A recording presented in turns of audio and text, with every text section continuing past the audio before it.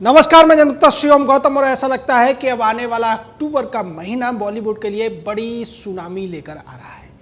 जिस तरीके से बॉलीवुड के बड़े बड़े नाम अब एनसीबी के शिकंजे में फंसते जा रहे हैं, उसके बाद में इन लोगों ने नए तरीके अपनाना शुरू कर दिए हैं एनसीबी को गुमराह करने के लिए, देश के लोगों को गुमराह करने के लिए और अपनी छवि को बचाए रखने के लिए। इसके लिए अब ये लोग पीआर एजेंसियों का सहारा ले रहे हैं, टीवी चैनलों का सहारा ले रहे हैं और सबसे बड़ा सहारा ले रहे हैं झूठ का। जो बॉलीवुड पहले चला करता था कि झूठ ही लेना, झूठ ही देना, झूठ ही खाना, झूठ चबेना, अब वो बॉलीवुड सोचता है कि झूठ बोलकर वो एनसीबी को बरगला देगा, झूठ बोलकर वो देश की जनता को गुमराह कर देगा और झूठ बोलकर अपने अपराधी, नशेड़ी, गंजेड़ी, अफीमची और चरसियों को बचा ले जाएगा। तो ऐसा झूठ अब चलने वाला नहीं है। एनसीबी ने उन झूठी खबरों का खंडन कर दिया है जिसमें कहा गया था कि दीपिका पादुकोण, सारा अली और श्रद्धा कपूर को एनसीबी ने क्लीन चिट दे दिया है। ये सब किसके इशारे पर हो रहा है, हम उसका नाम भी बताएंगे। कौन है जो ये स्क्रिप्ट लिख रहा है इस तरीके की खबरें उड़ाने की, हम आपको बताएंगे। ये वही व्यक्ति है जो रिया चक्रवर्ती को बचाने की असफल कोशिश पिछले 30-40 दिनों से कर रहा है। मोटी फीस लेता है। मुंबई का मशहूर वकील सतीश मानसिंदे ये सारा खेल खिलवा रहा है। इसका राज भी सतीश मानसिंदे ने ही खोला था जब हाई कोर्ट में उसने ये कहा था कि श्रद्धा कपूर, सारा अली खान और दीपिका पादुकोण ने कहा है कि सुशांत सिंह राजपूत एक बड़े नशेड़ी थे। यानी कि सुशांत सिंह राजपूत पर ही आरोप लगाकर सतीश मानसिंदे को लगता है कि बाकी लोगों को बचा लेगा। और अब जिस तरीके से सतीश मानसिंदे क्षितिज प्रसाद की भी पैरवी करने के लिए उतर गया है उसके वकील के तौर पर, उससे भी बड़ा शक पैदा होता है कि सतीश मानसिंदे ये सब कर क्यों रहा है, इसको पैसा कौन दे रहा है। क्योंकि न तो इतनी औकात रिया चक्रवर्ती की है और न ही ऐसी औकात क्षितिज प्रसाद की है जिसको के करण जौहर ने अपना एक असिस्टेंट मात्र बताया था। लेकिन वास्तव में वो करण जौहर का कितना करीबी है इसका अंदाजा तो आपको इस खबर से लग जाएगा। जो खबर मुंबई से आई है कि क्षितिज प्रसाद ने खुद को बचाने के लिए कई बड़े नेताओं से फ़ोन कराए थे एनसीबी को, कई बड़े बिजनेसमैन से फ़ोन कराए थे और कई इन्फ्लुएंस जो प्रभावशाली व्यक्ति हैं उनसे भी फ़ोन कराए गए थे एनसीबी को।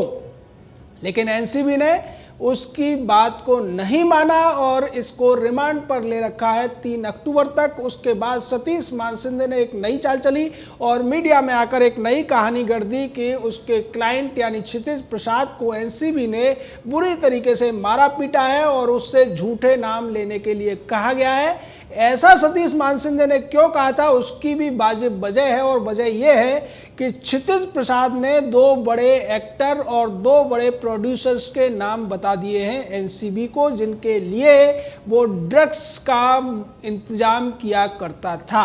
और ये जो 2 बड़े एक्टर हैं, बहुत बड़े एक्टर इनको लोग कह सकते हैं उनकी भाषा में, लेकिन ये एक्टर मोटा माल कमाते हैं और उस मोटे माल का हिस्सा वो वकीलों को दे रहे हैं जिसकी वजह से क्षितिज प्रसाद को लेकर ये कहानी गढ़ी गई है।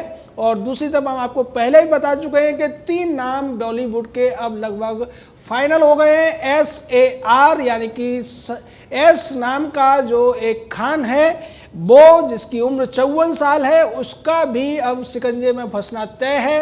AR नाम का एक दूसरा 48 साल का अभिनेता जो अब साइड अभिनेता बन गया है, उसका नाम भी तय हो गया है। और R नाम का जो एक के जिसका सरनेम है जो अभी 32 साल का है, उसके भी फंसने के पूरे जो चांसेस हैं वो बन चुके हैं। जो आर नाम का जो एक के का सरनेम वाला व्यक्ति है जो 38 साल का है, उसके फंसने का भी पूरा इंतजाम हो चुका है। लेकिन दूसरी तरफ 2 बड़े नाम और बता दिए हैं क्षितिज प्रसाद ने, 2 बड़े प्रोड्यूसर्स भी बता दिए हैं। प्रोड्यूसर में तो आप एक अनुमान लगा ही सकते हैं कि वो कोई और नहीं करण जौहर ही होने वाला है। और दूसरी तरफ दूसरे प्रोड्यूसर का नाम जो अभी सामने आ रहा है वो एक FA नाम का व्यक्ति है। आपने देखा होगा CA के विरोध में भी वो खड़ा हुआ था और अपनी बेइज्जती कराई थी जब लोगों ने सवाल पूछे थे कि CA का क्या मतलब है जिसकी वजह से आप इसका विरोध कर रहे हैं। तो उसने ये कहा था कि जब सारे लोग विरोध कर रहे हैं तो मैं भी विरोध कर रहा हूं।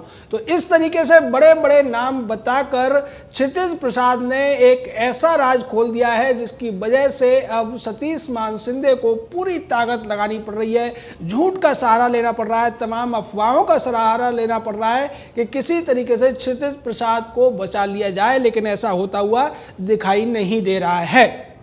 दूसरी तरफ 3 नाम पहले घोषित हुए, 2 ये आ गए और अभी और खबर है कि श्रद्धा कपूर, दीपिका पादुकोण और सारा अली के जो ड्रग सप्लायर थे या जो दूसरे लोग हैं उनके माध्यम से भी करीब 5 और बड़े एक्टर्स, जिन्हें ए लिस्ट का एक्टर कहा जाता है। ए लिस्ट का एक्टर वो है जो अपने दम पर जिसको फिल्म मिल जाती है और हीरो का रोल करता है। आप समझ सकते हैं अभी बॉलीवुड में बहुत ज़्यादा संख्या नहीं है ए लिस्ट के एक्टर्स की, तो इनमें से अब करीब 10 एक्टर्स का नाम एनसीबी की लिस्ट में आ चुका है। एनसीबी पूरी तैयारी कर रही है कि कोई भी ऐसा अपराधी बचना नहीं चाहिए जिसको तमाम युवा फॉलो करते हैं और वो इस तरीके के आपराधिक कृत्य में लिप्त रहता है।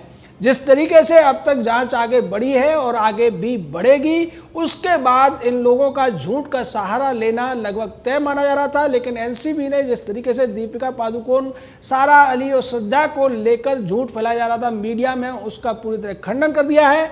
एनसीबी ने सतीश मानसिंधे के उस आरोप का भी खंडन किया है और उन्होंने कोर्ट का हवाला भी दिया है कि जब कोर्ट में क्षितिज प्रसाद को पेश किया गया था तो उसने खुद बयान दिया था जज के सामने कि मेरे साथ किसी भी प्रकार का कोई हैरेसमेंट नहीं हुआ है, कोई बल प्रयोग नहीं हुआ है, मैं पूरी तरह से स्वस्थ हूं। और इसी के आधार पर कोर्ट ने 3 अक्टूबर तक के लिए उसकी रिमांड दी थी। तो यहां जो सतीश मानसिंधे पूरी तरह एक्सपोज हो गया है। उसने पहले भी रिया के मामले में तमाम झूठ बोले थे, जिनका खुलासा सुप्रीम कोर्ट में भी हुआ, जिनका खुलासा हाई कोर्ट में भी हुआ और जिनका खुलासा एनसीबी ने जब रिया से रिमांड लेकर रिया से पूछताछ की थी उसमें भी हुआ था। एक सबसे बड़ा झूठ तो सतीश मानसिंधे ने यह बोला था कि रिया कभी ड्रग्स नहीं लेती है, वो अपना ब्लड टेस्ट कराने को राजी है। सतीश मानसिंधे की स्क्रिप्ट पर ही जो दीपिका पादुकोण से लेकर दूसरी सारा या श्रद्धा जैसी अभिनेत्रियां हैं, उन्होंने बयान दिए थे एनसीबी को और जिस तरीके से उनको वकीलों की फौज उपलब्ध कराई गई थी,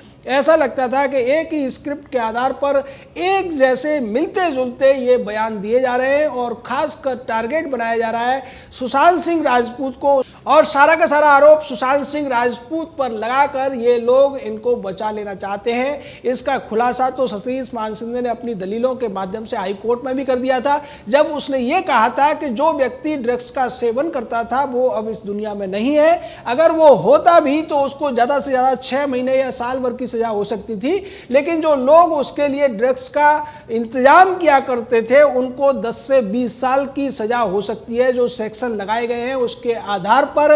इसलिए ये मामला गलत है और ये अन्याय हो रहा है, ऐसा कुछ कहने की कोशिश की थी सतीश मानसिंधे ने। लेकिन अनिल सिंह जो कि एडिशनल सॉलिसिटर जनरल है, उन्होंने स्पष्ट तौर पर इसका जवाब भी दिया था और ये कहा था कि कोई व्यक्ति अगर उसे पता है कि सामने वाला या उसका परिचित ड्रग्स का इस्तेमाल करता है और उसका फर्ज बनता है कि वो ये बात उसके परिवार वालों को बताए और उसे ड्रग्स लेने से रोके, लेकिन इसके बजाय अगर कोई व्यक्ति ये करता है कि उसको ड्रग्स उपलब्ध कराता है और लोगों से इसको छुपाता भी है जिससे कि उसको ड्रग्स लेने का मौका मिलता रहे, तब ये निश्चित तौर पर 27A को आकर्षित करता है। और 27A का मतलब है कि उस व्यक्ति को 10 से लेकर 20 साल तक की सजा हो सकती है। और यही वजह है कि रिया चक्रवर्ती को तमाम सतीश मानसिंधे के झूठों के बाद भी, तमाम कुतर्कों के बाद भी जमानत नहीं मिली। अदालत ने अपना फैसला सुरक्षित रख लिया। अभी 6 अक्टूबर तक रिया चक्रवर्ती को जेल में रहना है और कोई उम्मीद नहीं है, उम्मीद की एक मात्र किरण भी नहीं दिखाई देती कि रिया चक्रवर्ती, सौविक चक्रवर्ती को इस मामले में जमानत मिल पाएगी। वहीं दूसरी तरफ क्षितिज को लेकर सतीश मानसिंदे की सारी कोशिशें बेकार चली गई है। अब ऐसा लगता है कि सतीश मानसिंदे ने एक भारी गलती कर दी जो इन नशेड़ी गंजेड़ियों का केस ले लिया। उसे ये लगता था कि जिस तरीके से सलमान खान को और संजय दत्त को बचाने में वो कामयाब रहा था, उनको जमानत दिलाने में कामयाब रहा था, उसी तरीके से इस नशेड़ी गंजेड़ी चरसी गैंग को भी वो बचा ले जाएगा। लेकिन यहाँ पर ये मामला उल्टा पड़ गया है। सतीश मानसिंदे की जो एक इमेज थी वो काफ़ी ख़राब हुई है। अब उसकी मार्केट वैल्यू भी बहुत ज़्यादा डाउन हुई है, क्योंकि इतनी दलीलों के बावजूद, इतनी कोशिशों के बावजूद सतीश मानसिंदे इन अपराधियों को नहीं बचा पा रहा है, इनको जमानत नहीं दिला पा रहा है और इसी बौखलाहट में अब वो झूठ का सहारा लेकर तमाम चालें चलता हुआ नजर आ रहा है। लेकिन इन सभी चालों को एनसीबी ने पूरी तरीके से खारिज कर दिया है और अब इसका खामियाजा उन लोगों को भुगतना पड़ेगा जो ड्रग्स का काला कारोबार करते हैं, नशे के सौदागर हैं और देश के युवाओं को इस जहर की तरफ आकर्षित करने का एक बहुत बड़ा अपराध करने में लिप्त हैं। इसको लेकर एनसीबी अपनी बात स्पष्ट कर चुकी है कि किसी भी नशेड़ी गंजेड़ी या अफीमसी चरसी को बख्शा नहीं जाएगा और ना ही उनकी पैरवी करने वाले, उनका साथ देने वाले, उनको फाइनेंस करने वाले और उनको ड्रग्स का पेडलिंग या सप्लाई करने वालों को बख्शा जाएगा। अब तक तमाम गिरफ्तारियां हो चुकी हैं, तमाम लोगों को समन जारी हो चुके हैं और ये लिस्ट अब बढ़ती ही जा रही है।